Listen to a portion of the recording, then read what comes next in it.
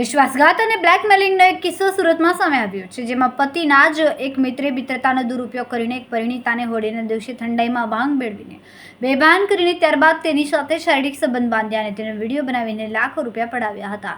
પીડિતાએ આપેલી ફરિયાદ બાદ આખરે આરોપીની ધરપકડ કરવામાં આવી છે.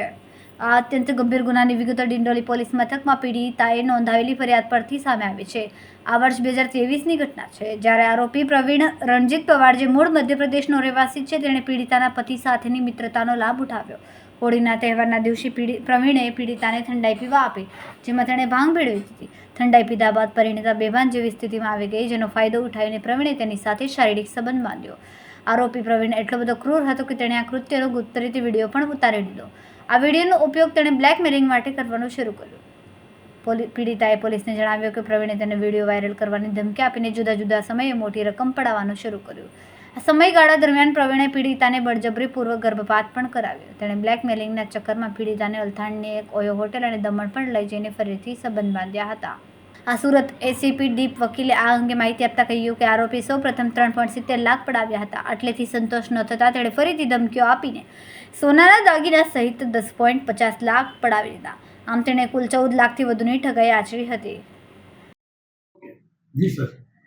અત્રેના ઝોન 6ના આઈ ડિવિઝનમાં આવેલ ડિંડોલી પોલીસ સ્ટેશન ખાતે ગતરોજ તારીખ 17/9/2025ના રોજ આઈપીસીની કલમ 376(1), 376(2)N તથા 506(1) મુજબ બળાત્કારનો ગુનો દાખલ કરવામાં આવેલ છે.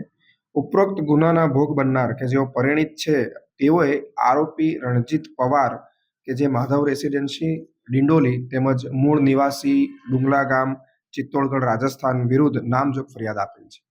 ઉપરોક્તના બનાવની વિગત એવી છે કે આ આરોપીએ ગત વર્ષ 2023માં હોળીના દિવસે મહિલાના પતિની સાથેની મિત્રતાના લાભ ઉઠાવી મહિલાના ઘરે જઈ તેણીને ઠંડાઈમાં નશીલું પીણું પીવડાવી બેભાન કરીને તેની સાથે બળજબરી શરીર સંબંધ બાંધેલો હતો તથા તેનો વિડીયો બનાવી લીધેલો હતો. ત્યારબાદ મહિલાને આ વિડીયો વાયરલ કરી દેવાની ધમકી આપીને સમગ્ર વર્ષ દરમિયાન વિવિધ સ્થળોએ લઈ જઈ બળજબરીપૂર્વક તેમની ઈચ્છા વિરુદ્ધ શરીર સંબંધ બાંધી બળાત્કાર ગુજારેલો હતો. એટલું જ નહીં, પરંતુ મહિલા પાસેથી આ સમગ્ર સમયગાળા દરમિયાન આશરે 3,70,000 જેટલી રકમ તેમજ 10,70,000 જેટલી રકમના સોનાના દાગીના પણ પડાવી લીધેલ હતા.